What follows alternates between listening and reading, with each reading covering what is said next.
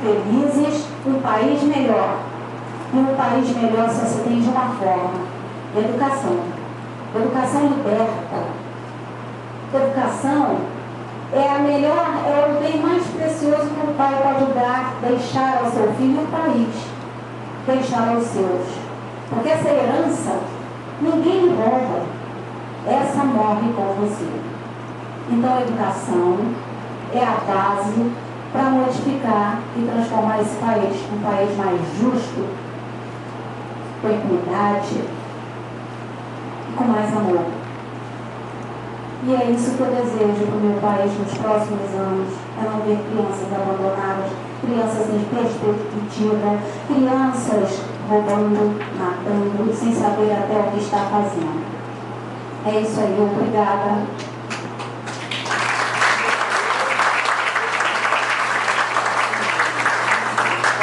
Agora, doutora Aldira Samanta Garrido Teixeira Abril. Convidada especial.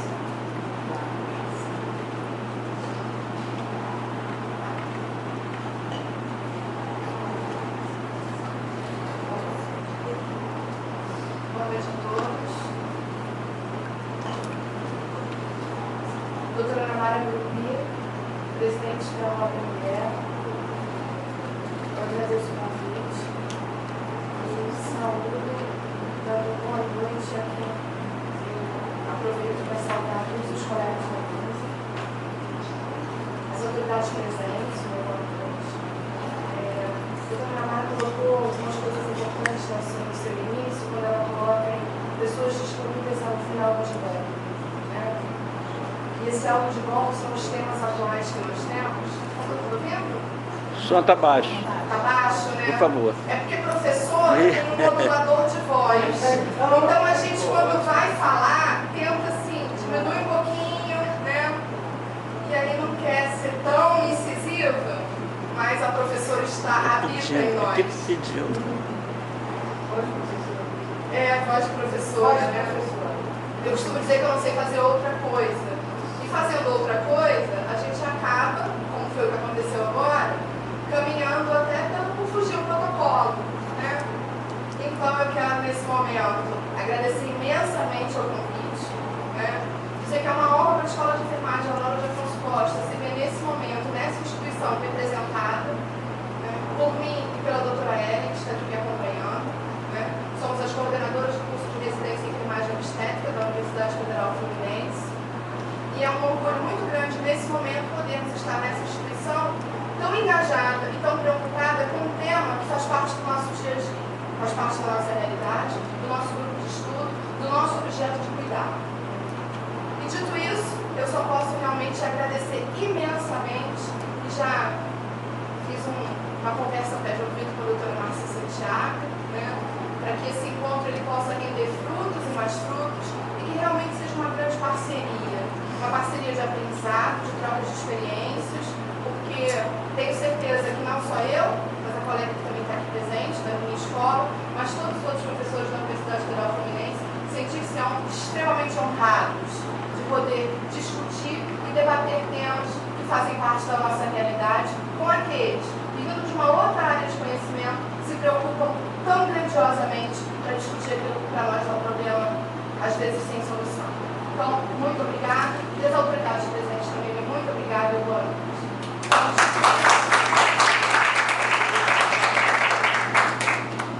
Eu queria falar um pouco sobre a temática, né? E dizer que fui convidada para falar sobre controle social e evidência. Assim que chegou o título, estivemos aqui numa tarde aprazível para trazer as nossas ideias de como seria isso. E eu não posso me furtar a contar uma situação, no mínimo delicada ou engraçada que eu vivenciei. Lógico, eu peguei metade daquelas fotos que o Dr. Ronaldo colocou no Facebook e partilhei também nas minhas redes sociais. E uma amiga falou assim para mim: Samanta, porque os meus amigos me chamam de Samanta. Samanta, tem certeza que você vai falar sobre controle de natalidade? Pô, mas você tem 5 filhos. Como uma mulher que tem 5 filhos vai falar sobre controle de natalidade? Eu falei exatamente por isso, porque com os 5 filhos eu fiz graduação, mestrado, doutorado, estou na minha segunda graduação e eu tenho o direito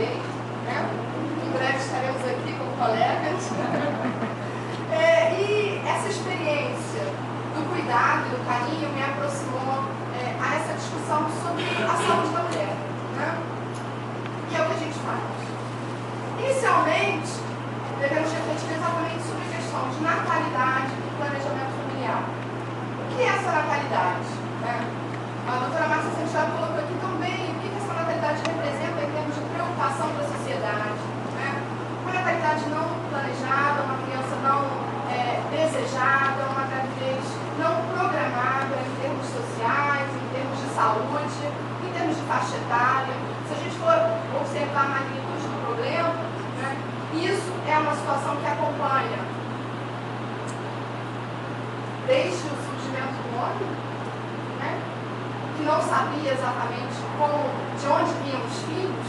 Eu estudei paternidade, descobri isso, eles não conseguiam, na época da antiguidade, fazer uma relação entre o ato sexual e o ato de procriação. Né? Então, esse evento da natalidade, isso surge na sociedade burguesa e exatamente o homem que ele precisava. Ele precisava garantir aqueles filhos legítimos e o espaço da mulher passa a ser um espaço privado para garantir manutenção desse domínio, que é o domínio familiar, e o espaço doméstico, o espaço da mulher. Então, dito isso, mais uma vez reforça a importância da OAB Mulher em estar discutindo tudo isso, em trazer temas, e trazer um tema que, assim, estamos aqui para comemorar o Dia Internacional da Mulher, então só temos realmente a comemorar.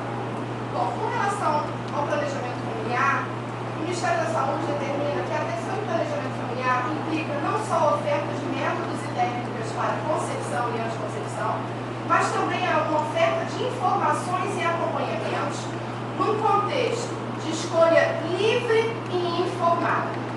Bom, se o Ministério da Saúde coloca que a escolha é livre e informada, então começamos a perceber o que estamos fazendo aqui. Precisamos ter a capacidade de organização e planejamento que dê àquele adolescente, àquela mulher, a ideia do que hoje nós, pesquisadores, trabalhamos como paternidade e maternidade responsável, para que essa escolha realmente seja uma escolha consciente e que não traga repercussões negativas para aquela criança, para aquela família, para aquele grupo familiar como um todo e para a nossa sociedade. Então, o conhecimento e a educação em saúde vai repercutir em ações de organização de uma sociedade mais saudável. Melhorou? De uma sociedade mais saudável. A ideia de controle de natalidade e de planejamento familiar, ela vem ao longo do tempo sendo transformada. Então hoje a gente discute os conceitos de saúde sexual e de direitos reprodutivos. Com relação a isso, direitos reprodutivos são aqueles que se ancoram no reconhecimento do direito básico de todo casal e de todo indivíduo de decidir livre e espontaneamente sobre o número, o espaçamento e a oportunidade de ter filhos e de ter a informação e os meios de assim o fazer. E o direito de gozar do mais elevado padrão de saúde sexual e reprodutiva. Isso inclui também seu direito de tomar decisões sobre a reprodução livre de discriminação, coerção ou violência. Essa definição ela sai das Nações Unidas, né, em 1995, juntamente com o conceito de saúde reprodutiva. Se a gente pensar em direitos reprodutivos e saúde sexual, a gente vai esbarrar no conceito de direitos humanos, saúde e cidadania. E na verdade é isso que nós propomos. Nós propomos uma educação, nós propomos o conhecimento dessa mulher sobre o seu corpo, dessa adolescente, dessa mãe, dessa família, que orientada e ciente da sua responsabilidade é capaz de organizar, planejar e espaçar o número de gestações. E a realidade que nós vemos não contempla esse conhecimento. São gestações da adolescência acontecendo desordenadamente. Estudos indicam que o número de adolescentes que ainda tem sua segunda gestação durante a adolescência são alarmantes, que para a maioria das adolescentes se torna status engravidar, e estou falando de uma situação que não envolve unicamente o pobre de comunidade, né? A gente chama politicamente correto, não é mais o pobre, o favelado, mas o de baixa renda, de comunidade e sem acesso à educação formal, né? Isso não acontece. Por quê? Porque há, em verdade, uma falta de conhecimento e de divulgação do que deve ser uma paternidade e uma maternidade responsável. A legislação internacional e nacional sobre as dimensões da reprodução e da sexualidade apontam exatamente a questão de direitos humanos e cidadania. E por isso, a questão da educação em saúde e de levar a sociedade como um todo o conhecimento desta temática é de extrema relevância. As políticas públicas estão aqui e apontam sobre realmente como o governo pensa e planeja tudo isso. A doutora Márcia colocou no artigo da Constituição, o artigo 226, parágrafo 7, e é exatamente isso. Nós temos uma lei complementar que vai exatamente elucidar tudo que coloca sobre o planejamento familiar. E aí eu já antecipo para vocês.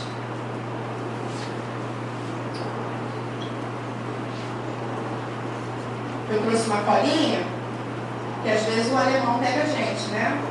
O Alzheimer não tá. Bom.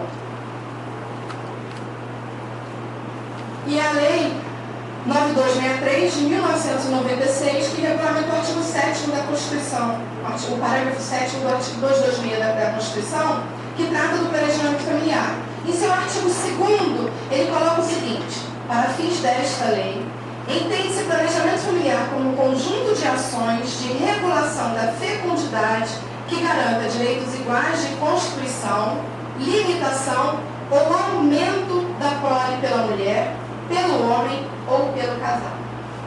E isso já traz um gancho de que não é único e exclusivo papel e dever da mulher planejar e espaçar o número de gestações que ela quer ter. Traz a figura do pai, do homem, do envolvido nessa relação, trazendo a questão que eu estou frisando aqui, que é a questão da responsabilidade sobre esses atos. E a mesma lei, em seu artigo 9, coloca o seguinte: para o exercício do direito ao planejamento familiar, serão oferecidos todos os meios e técnicas de concepção e contracepção cientificamente aceitos e que não coloquem em risco a vida e a saúde das pessoas, garantida a liberdade de opção. Isso é uma coisa que a gente ainda vai discutir. Então, as políticas públicas, elas existem, né? E o desafio para os governos dos países que se pautam pelos novos marcos teóricos, políticos e jurídicos nos campos dos direitos sociais e direitos reprodutivos é exatamente fazer com que essas políticas públicas se tornem efetivas. Um grande exemplo é o parágrafo que eu acabei de citar, que fala de todos os meios e técnicas. Quando a gente tem uma estrutura de atendimento à saúde da população onde faltam recursos humanos e recursos materiais que tem a questão do acesso. E por isso, discutir esse tema numa casa em que se pensa justiça e lei é fundamental. Porque eu estou falando em acesso à saúde. Eu estou falando em acesso ao direito a ter a sua liberdade de opção assegurada. Garantindo, então, os princípios de igualdade, o respeito à diferença e a promoção do pleno exercício da cidadania. Bom, e saúde reprodutiva? Eu vou pedir desculpas pela transparência, mas exatamente eu quis trazer a definição completa de saúde reprodutiva segundo a Conferência do Cairo. E saúde reprodutiva é um estado de completo bem-estar físico, mental e social em todos os aspectos relacionados com o sistema reprodutivo e as suas funções e processos. E não mera ausência de doença ou enfermidade. A saúde reprodutiva implica, por conseguinte, que a pessoa possa ter uma vida sexual segura e satisfatória. Se a mulher não consegue fazer um preventivo, isso fica complicado, né? Bom, segura e satisfatória, tendo autonomia para se reproduzir e a liberdade de decidir sobre quando e quantas vezes deve fazer.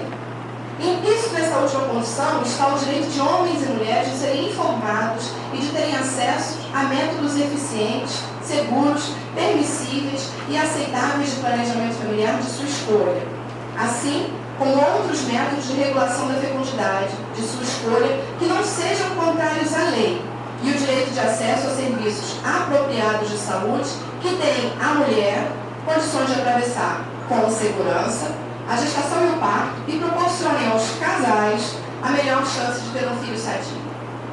Em conformidade com a definição acima de saúde reprodutiva, a assistência de saúde reprodutiva é definida com a constelação de métodos, técnicas e serviços que contribuem para a saúde e o bem-estar reprodutivo, prevenindo e resolvendo problemas de saúde reprodutiva. Isso inclui também a saúde sexual, cuja finalidade é a intensificação das relações vitais e pessoais e não simples aconselhamento e assistência relativos à reprodução e a doenças sexualmente transmissíveis. Então, quando a gente pensa esses dois conceitos associados e vê a realidade que a gente tem, a doutora Márcia Neves colocou, de crianças de 11 anos parindo e parindo de novo, e na maioria das vezes, eu me furtei a trazer aqui dados estatísticos para não cansar os senhores, são filhos de mães adolescentes, em sua grande maioria. Então, precisamos compreender que, sobretudo, a orientação e a informação é papel fundamental da redução desse problema que consideramos de saúde pública no nosso país. Bom, para isso nós temos alguns marcos internacionais, em pensar em como as políticas públicas se organizaram e o que pensamos. E aí a gente tem a Conferência do CAI, que é a Conferência Internacional sobre População e Desenvolvimento, que foi realizada no CAI em 94, e ela confere um papel primordial à saúde, aos direitos sexuais e aos direitos reprodutivos. Um outro marco importante internacional é a Conferência da Mulher, realizada em Beijing em 95, que reafirmou todos os acordos estabelecidos no CAI. Então, a ideia de controle de natalidade, elas foram reforçadas a partir da Conferência de Beijing, onde nós tivemos, além de representantes de todo mundo, representantes dos movimentos feministas também de todos os países.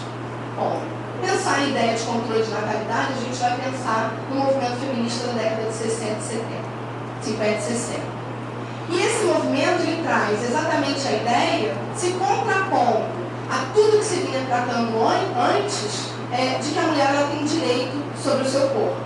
E é isso que o movimento feminista traz, isso muito especificamente a gente pensar em termos de Brasil, com o advento da pílula anticoncepcional. Né? A década de 90 e o século XX já se tornou um movimento muito mais favorável à discussão sobre como a mulher passa a tratar seu corpo.